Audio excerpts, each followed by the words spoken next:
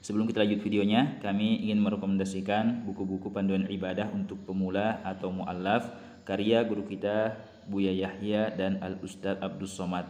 Nah, jadi ini lengkap mulai daripada fikih toharo atau bersuci, fikih sholat, sampai kemudian fikih haji. Teman-teman boleh mengordernya dengan cara klik produk yang ada di pojok kiri bawah video ini, atau silahkan klik link Shopee-nya yang sudah kami cantumkan di deskripsi video ini.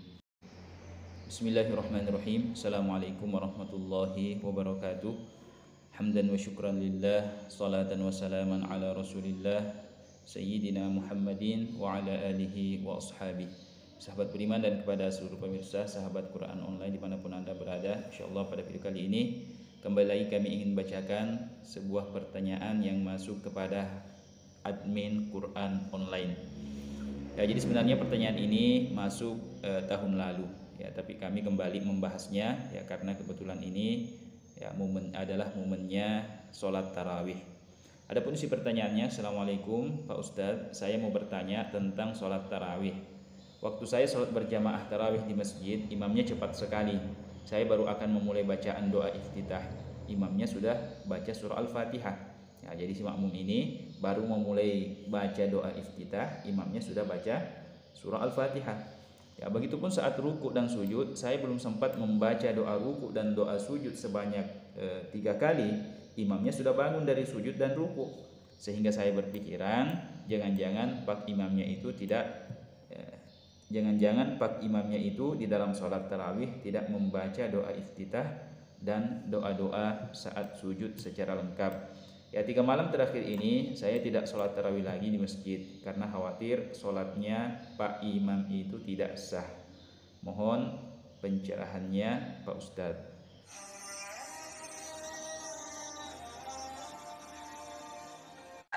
Pak Ustadz. Ya, bismillahirrahmanirrahim. Kepada saudara atau saudari yang bertanya, ya, jadi yang perlu kita ketahui ya, bahwa bacaan yang harus kita baca di dalam sholat atau bacaan yang merupakan rukun sholat ya itu hanya ada 5. Ya, maksudnya apabila kelima bacaan yang akan kami sebutkan nanti itu sudah kita baca semua di dalam sholat, maka sholat kita sudah dianggap sah meskipun bacaan yang lainnya tidak kita baca sama sekali. Ya, jadi sekali lagi, asalkan kita sudah membaca 5 bacaan yang akan kami sebutkan nanti yang merupakan rukun sholat, maka seandainya jika kita tidak membaca bacaan yang lainnya, maka sholat kita sudah sah. Ya, karena bacaan di dalam sholat itu ada juga yang statusnya sunnah, ya, ada juga yang statusnya rukun sholat. Ya, kalau yang kita tinggalkan adalah bacaan yang berupa rukun ini, ya sholatnya tidak sah. Akan tetapi jika yang kita tinggalkan adalah bacaan yang statusnya hanya sunnah, itu tidak sampai membatalkan sholat kita. Baiklah, mari kita lihat apa sajakah bacaan yang termasuk daripada rukun sholat. Ya, jadi di sini ya ada 5 ya, 1, 2, 3, 4, 5. Inilah 5 bacaan yang harus kita baca saat kita sholat. Maksudnya harus kita ucapkan dengan lisan kita. Ya, bacaan yang pertama adalah bacaan takbiratul ihram atau takbir pembuka saat kita sholat. Ya, itu harus diucapkan. Ya, kapan seseorang sholat kok tidak melafazkan, tidak mengucapkan takbiratul ihram ini, ya maka sholatnya tidak sah. Ya, ukuran minimalnya itu kita memperdengarkan ucapan kita ke telinga kita sendiri. Allahu Akbar. Ya, Allahu Akbar. Ya, jadi kita harus memperdengarkan ya kelima bacaan ini ya minimalnya kepada telinga kita sendiri. Ya, jadi ini bacaan yang pertama adalah bacaan takbiratul ihram. Ya, kemudian bacaan yang kedua adalah bacaan surah Al-Fatihah.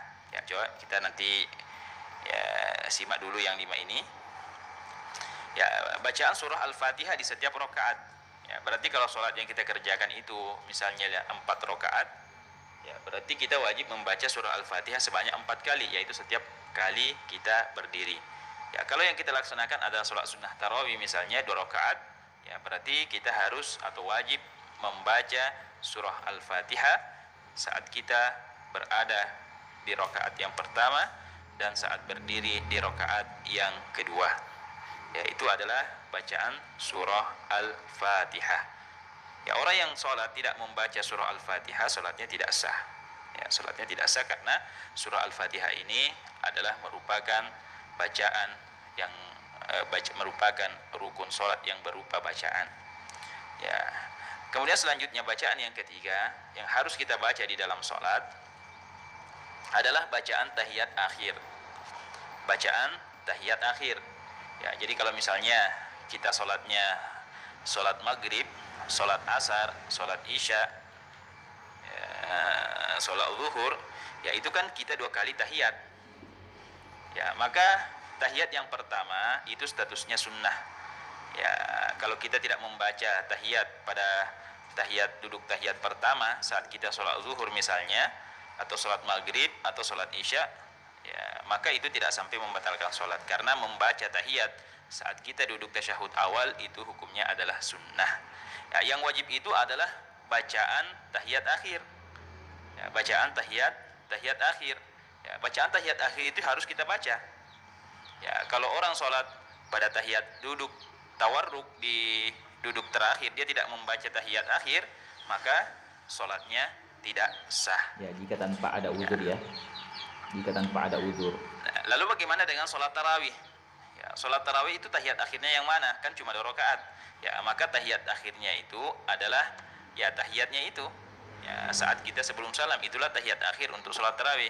Ya, tidak ada tahiyat awalnya karena hanya 2 rakaat seperti sholat subuh. Ya, adapun bacaan yang wajib yang harus kita baca saat tahiyat akhir, yaitu hanya sampai di sini. Ya, dari sini sampai di sini. At-tahiyyatul mubarakatus salawatut thayyibatu lillah. Assalamu alayka ayyuhan nabiyyu wa rahmatullahi wa barakatuh. Assalamu alayna wa ala ibadillahis salihin.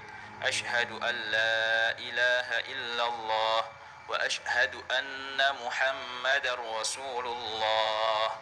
Ya, jadi hanya sampai di sini. Ya, hanya sampai wa asyhadu anna Muhammadan Rasulullah. Itulah yang harus kita baca pada saat kita tahiyat akhir. Ya, ada yang bertanya, kok tahiyat awalnya sama dengan tahiyat akhir? Ya, memang sama. Bacaan tahiyat awal itu dengan tahiyat akhir memang sama, hanya saja statusnya yang berbeda.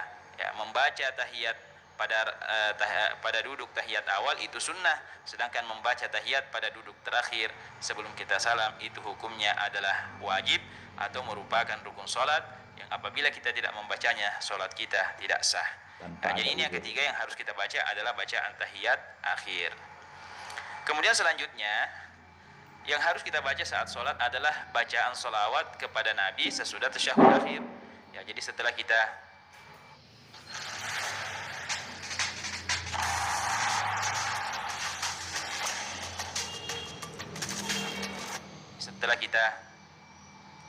membaca sampai wa asyhadu anna Muhammadar Rasulullah pada saat duduk tahiyat akhir, setelah itu yang keempat kita bersolawat kepada Nabi Muhammad sallallahu alaihi wasallam.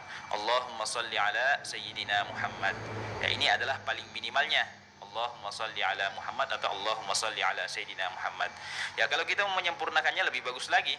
Ya, tapi yang wajib hanya ini ya. Yang wajib hanya ini. Adapun jika kita ingin melengkapkan sunnahnya, Allahumma salli ala sayyidina Muhammad wa ala ali sayyidina Muhammad kama shallaita ala sayyidina Ibrahim wa ala ali sayyidina Ibrahim wa barik ala sayyidina Muhammad wa ala ali sayyidina Muhammad kama barakta ala sayyidina Ibrahim wa ala ali sayyidina Ibrahim fil alamin innaka Hamidum Majid. Itu yang sempurnanya. Ya, akan tetapi yang wajibnya hanya sampai Allahumma salli ala sayyidina Muhammad. Ya, jika seandainya setelah sampai di sini kita sudah ingin salam, ya maka sudah boleh, salatnya sudah sah. Ya, meskipun tidak sampai fil alamin innaka Hamidum Majid. Asalkan kita sudah baca tahiyat, kemudian baca sholawat kepada Nabi, ya kemudian salam, maka sholat kita sudah sah. Ya, selanjutnya bacaan wajib yang kelima adalah salam yang pertama. Ya, salam itu kan ada 2, salam pertama dan salam kedua. Salam pertama kita disunnahkan menoleh ke kanan. Ya, jadi mengucapkan salamnya itu merupakan wajib hukumnya atau merupakan fardu sholat. Adapun menolehnya ke kanan itu hukumnya sunnah. Ya, dan di salam yang kedua itu mengucapkan salam yang kedua itu hukumnya sunnah. menoleh ke kiri pun saat salam kedua itu hukumnya sunnah. Nah, jadi kepada saudara yang bertanya, asalkan kita sudah membaca 5 bacaan ini termasuk imam yang Anda ikuti tadi, selama dia sudah membaca 5 bacaan ini, maka meskipun dia tidak membaca bacaan yang lainnya, sholatnya sudah sah. Seperti yang Anda permasalahkan tadi, ya mungkin dia tidak menyempurnakan bacaan al-surah doa iftitahnya. Ya, sekarang pertanyaannya, apakah doa iftitah masuk salah satu di antara yang 5 kita sebutkan tadi? Jawabannya tidak. Berarti membaca doa iftitah hukumnya adalah sunnah. Seandainya seseorang tidak menyempurnakan bacaan iftitahnya atau bahkan sama sekali tidak membacanya sekalipun, itu sholatnya tetap sah karena membaca doa iftitah hukumnya sunnah. Ya, begitupun yang dipermasalahkan tadi doa saat ruku dan sujud.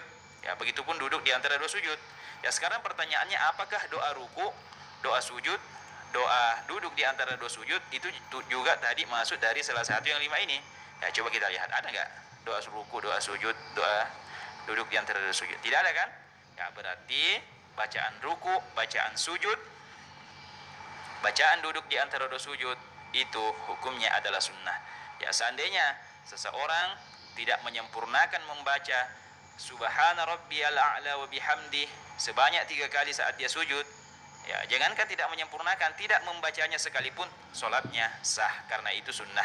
Begitupun juga doa di antara duduk di antara dua sujud, membaca doa pada saat duduk tersebut hukumnya sunnah. Doa ruku juga seperti itu. Ya, membaca doa ruku sebanyak 3 kali saat kita ruku, subhana rabbiyal a'la wa bihamdi, subhana rabbiyal azim wa bihamdi, itu hukumnya juga adalah sunnah. Nah, jadi seperti itu. Hanya saja yang perlu diperhatikan, ya ketika ruku dan sujud, ya i'tidal dan duduk di antara dua sujud adalah tumakninah. Ya, maksudnya kita berdiam sejenak saat kita duduk, saat kita sujud, saat kita ruku, saat kita i'tidal kita diam sejenak seukuran 1 kali bacaan subhanallah. Ya, jadi kalau kita baca subhana rabbiyal a'la wa bihamdi, ya berarti itu sudah tumakninah. Ya, kita sudah mau bangkit ke i'tidal, subhana rabbiyal azim bihamdi 1 kali, sami Allahu liman hamidah, rabbana lakal hamd, Allahu akbar, subhana rabbiyal a'la wa bihamdi. Itu sudah memenuhi derajat syarat disebut tumakninah. Ya, kalau dia sudah berdiam diri pada keempat tempat tadi, yaitu saat ruku, i'tidal, sujud, duduk di antara dua sujud, ya paling minimalnya seukuran 1 kali bacaan tasbih subhanallah. Jadi seperti itulah kepada saudara atau saudari yang bertanya, bahwa Anda tidak perlu khawatir ya, jika kasusnya seperti itu, hanya tidak membaca surah Al-Fatihah, surah iftitah, doa iftitah dengan sempurna, atau tidak menyempurnakan bacaan ruku sujudnya dengan sempurna, maka boleh-boleh saja kita bermakmum kepadanya, sholat kita tetap sah. Ya, kecuali kalau dia meninggalkan salah satu yang 5 ini, maka sholatnya barulah tidak sah. Ya, jadi seperti itu, tetaplah datang berjamaah di masjid. Ya, khususnya apabila Anda saudara yang bertanya ini adalah laki-laki, ya karena Anda ketika sholat berjamaah di masjid, ya itu lebih banyak pahalanya ketika kita berjamaah. Kecuali kalau imamnya sudah terbukti meninggalkan rukun-rukun sholat, itulah baru kita tidak boleh bermakmum kepada imam yang seperti itu.